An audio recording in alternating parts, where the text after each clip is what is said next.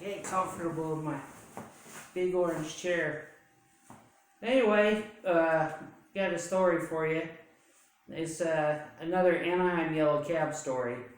So, I was still new driving taxis, and one night I picked up this guy. He was kind of off of an iffy street.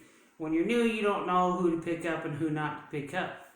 So anyway, I picked this guy up, and he says, "Are you going to be busy? Do you have any pickups for the rest of the night?"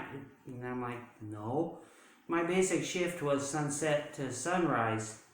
Really messes up your sleep schedule. But anyway, I picked this guy up. He's a big guy. He says, "Go over here, turn." He was telling me turn by turn of where to go. So I was following what he wanted me to do. Next thing you know, he says, "Stop here, wait." So I waited, and he got out of the car and came back. And I'm like, okay, this is weird. So we did this for almost all night. And he was a big guy. I couldn't kick him out of the car or anything like that. I was afraid of getting hurt, and I didn't want to leave him because I still had to have to drive around in the neighborhood, so I'm going to end up picking him up anyway. So we ended up with two other people in the back of the car, and they were kind of iffy, sketchy people. Turns out he was a drug dealer, and he was doing his business. Now, I have to say, I made a lot of money that night for a taxi driver, but I didn't know what to do or how to not get him in my car or not have him cause me bodily harm. And so, anyway, finally, just before sunrise, he was all done, and he paid me what he owed me. And I took my share of the money plus, a burp. But anyway, I made a lot of money that night. And so anyway, later on, one of my mentor taxi drivers, the Vietnam guy, he goes, "You know, you could have gone to federal prison for this. They would have taken the car. You would have had to pay for the car. You would have lost the money, and you would have gone to prison and then spent 20, 30 years in prison, yada, yada, yada." I was like, well, I didn't know who he was. I didn't know what the deal was or anything like that. Well, feigning ignorance in a situation like that will not save your derriere in court.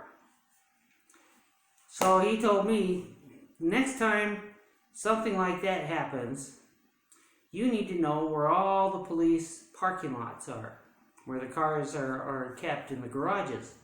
You get somebody like that in your car, and or somebody that you aren't going to be able to get out of the car on your own. What you do is you drive into a police parking lot where they keep all their cars in their yard, because for one thing, you're driving a big yellow car. You're not supposed to be there.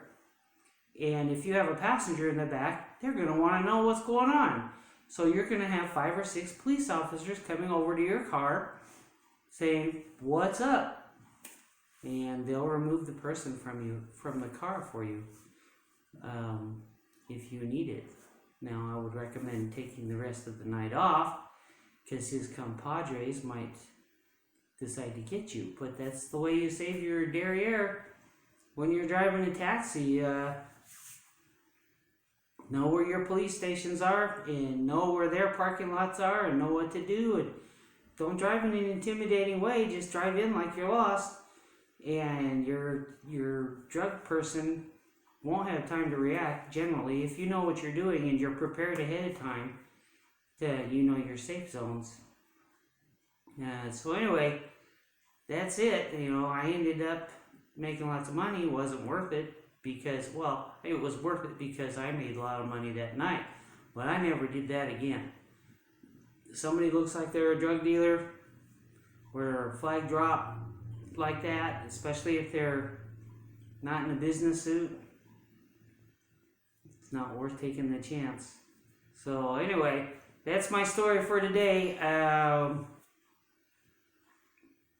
Have a good one. Don't let the COVID get you. And oh yeah, I gotta go to Hobby Lobby because that clock, it works, but it's never on time. It's on a different time on different times of the day, but it won't keep time. So I gotta go and get that fixed. I hope they have it. It's probably a generic thing. So there it is. Bye.